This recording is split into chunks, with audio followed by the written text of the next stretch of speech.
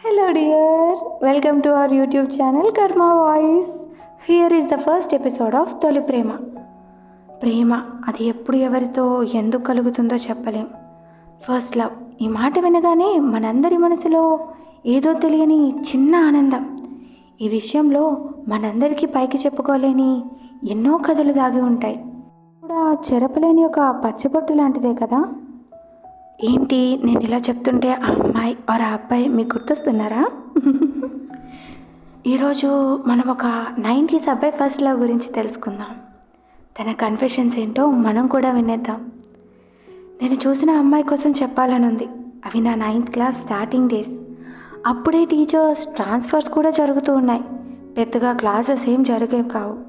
అప్పుడే మా క్లాస్లో ఒక అమ్మాయి న్యూ జాయినింగ్. మా ఫ్రెండ్స్ అందరూ ఎవరా అని చాలా వెయిట్ చేస్తున్నారు. ఏదో చిన్న ఆశ ఉంటుంది కదా. అప్పుడే తను వచ్చింది.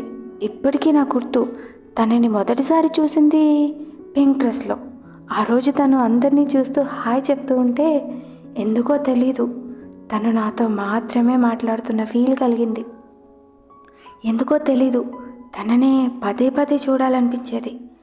మనసులో తనతో ఎలా అయినా మాట్లాడాలి అనే ఆశ ఉండేది. కానీ మాట్లాడాలి అంటే భయం. రోజులు గడుస్తున్న కొద్దీ తను కూడా నాతో మాట్లాడడం మొదలుపెట్టింది. ఎందుకో అప్పటి వరకు మా క్లాస్లో ఎంతమంది అమ్మాయిలతో మాట్లాడినా తనతో మాట్లాడితే వచ్చే ఫీలే వేరు. ఇంతకీ చెప్పలేదు కదా, తనది మా పక్కూరే. ఎప్పుడైనా ఇంటి దగ్గర అమ్మ ఒరే సైకిల్ వేసుకొని వెళ్ళి పాలు తీసుకురారా అని చెప్పగానే కాళ్ళు నొప్పొస్తున్నాయమ్మా అని వంకలు పెట్టే నేను స్కూల్కి హాలిడేస్ వస్తే చాలు మా ఫ్రెండ్స్తో కలిసి 8 కిలోమీటర్స్ దూరం ఉన్న ఆ అమ్మాయి వాళ్ళ ఊరు వెళ్ళేవాడిని. ఇలా నేను ఎన్నిసార్లు వెళ్ళినా తను మాత్రం కొన్నిసార్లే ఇంటి బయట కనిపించేది. అయినా ఇప్పట్లో అప్పుడు మా దగ్గర ఫోన్స్ లేవు. వాట్సాప్, ఇన్స్టాగ్రామ్ ఊసు కూడా తెలీదు. అదేంటో నిజంగా ప్రేమించే వయసు కాకపోయినా నిజమైన ప్రేమ అంటే ఏంటో కూడా తెలియకపోయినా నేను మాత్రం వేరే లెవెల్లో ఫీల్ అయిపోయేవాడిని. తన కోసమే ఆలోచిస్తూ ఉండేవాడిని. ఇక సాటర్డే అనగానే మనకు గుర్తొచ్చేది సివిల్ డ్రెస్.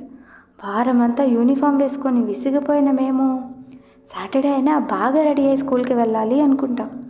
ఇక అమ్మాయిలైతే చెప్పాల్సిన అవసరం లేదనుకుంటా.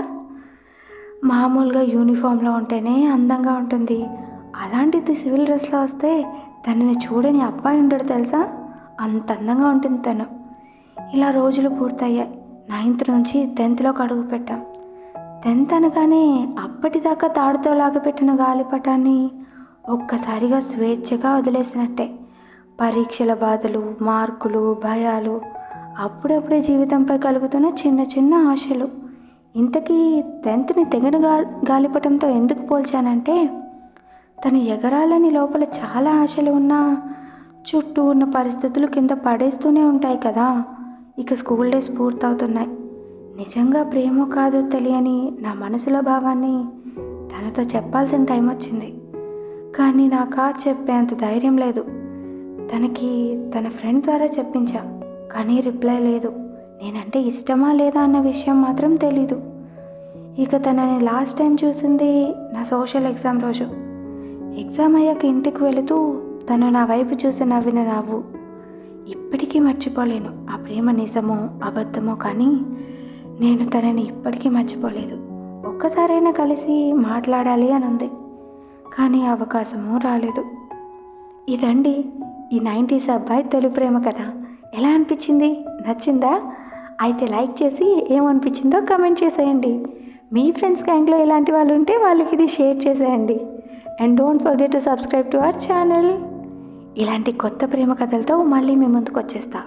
ఓయ్, నీకు కూడా ఇలాంటి తొలి ప్రేమ కథలు ఉన్నాయా? అయితే అవి మాతో పంచుకోండి. ఎలా అంటారా? మేము డిస్క్రిప్షన్లో మెన్షన్ చేసే మా ఇన్స్టాగ్రామ్ ఐడీస్కి DM చేసేయండి. This is Mouni and narrated by Chandu. Thank you so much. Bye.